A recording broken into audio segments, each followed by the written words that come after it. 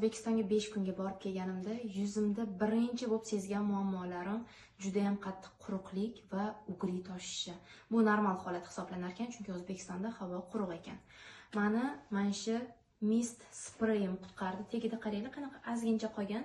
Men уже buni anchadan beri ishlataman.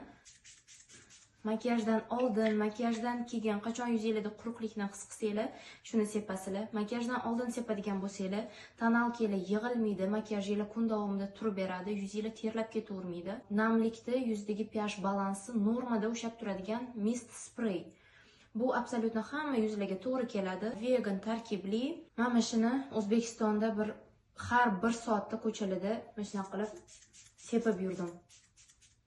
Chunki bilasizlar, agar yuzimiz slishkom quruqlikda qolib ketadigan bo'lsa, havo quruq bo'ladigan bo'lsa, birinchi bo'lib tushadigan narsalar bu ajinlar.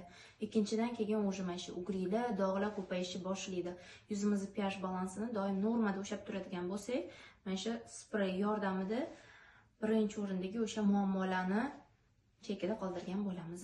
Mana shuni sumочкаларga solib olib yuraverasizlar. Idealba. Koreyada juda ham mashhur bo'lib ketgan brend. Yuzingizga qaranglar, qanaqa srazu glyanец effekt paydo bo'ladi, makiyajinglar doim svejiy bo'lib turadi.